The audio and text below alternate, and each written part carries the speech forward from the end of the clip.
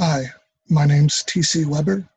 I'm going to read from Zero Day Rising, the final book of the Better World Near Future Cyberpunk trilogy.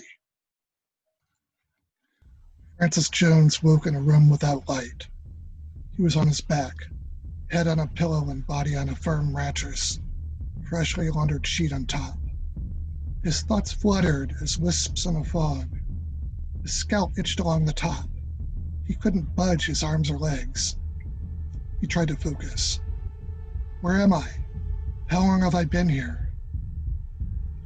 FBI agents had arrested him in his law office for conspiracy to commit offenses against the United States, acting on behalf of the Collective, a so-called terrorist organization. The Collective weren't terrorists. They weren't even organized, and Francis had never colluded with them, never even had contact with them. But the truth didn't matter. Homeland Security had claimed there was incriminating evidence on his computers, but wouldn't show it to him. They'd labeled him an enemy combatant, even more of a stretch, but a common Rand administration tactic to suspend habeas corpus rights. Francis had challenged it. He'd done this successfully for Whaley Freed and her sister Kyoko. But unfortunately, his case had been assigned to a military judge who'd ruled against him. You are Mr. Francis Jones of Baltimore, Maryland, correct? Came a pleasant female voice in the dark. That's me, Francis thought. Where am I? He asked. Whatever was happening couldn't be legal. The Rand administration was overreaching, and it would be their downfall. For all its fault, America was a nation of laws. Will you state your name for the record? The voice said. Francis Jones, he thought. Who are you? He said. Where am I? He'd been through several interrogations already and invoked his Fifth Amendment rights against self-incrimination, like he advised all his clients to do. Is your name Francis Jones? Yes, he thought. Why was my first thought to answer their questions? He still felt fuzzy. Maybe they'd given him drugs. I have legal rights, he said, and want to speak to a lawyer. Besides myself, he thought. Answer the questions. They are not optional.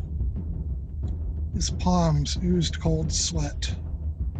The Sixth Amendment to the U.S. Constitution requires the assistance of counsel for the accused. You are not in the court system. This is a state of national emergency. Now please answer the questions. Is your name Francis Jones? The Fifth Amendment to the U.S. Constitution says I do not have to be a witness against myself. But you do have to give your name. That's debatable, he thought. Very well, he said. Yes, my name is Francis Jones. The woman, her synthesized voice, it was awfully even and unflappable, asked more background questions. Francis refused to answer. How long have you worked with the Collective? She or he, it asked next. Never, he thought. They were asking the same questions as the previous interrogators. Why bother? Were they just trying to break him down? The voice repeated the question, then asked more, then more, then more. All questions he'd been asked before. A picture of his face appeared on the ceiling. Why are they doing that, he wondered. It was replaced by a picture of a beach, one of those screen background shots. Then a puppy, then a toddler with blonde curls. What the hell is this? Then they showed a portrait photo of Whaley, probably from a cache of Baltimore Herald employee bios. She was in her mid-20s at the time of the photo, with bright magenta hair, high cheekbones, and smooth beige skin. She looked bored in the picture. After that, her Greek-American boyfriend Pelopidas appeared above, back when he had a buzz cut, long sideburns, and braided Jack Sparrow beard. He was in Brazil somewhere now and had probably changed his appearance. Then a mugshot of that teenage hacker, Charles Lee. Probably taken when he was arrested for that computer prank that pissed off the wrong people. He was also in Brazil now.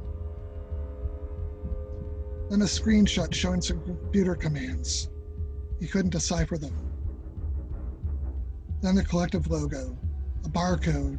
He wasn't sure what it meant, with a sword in front, slicing through a chain. They kept flashing pictures. Francis shut his eyes. They'll pay for doing this, he thought. I'm not letting them get away with it.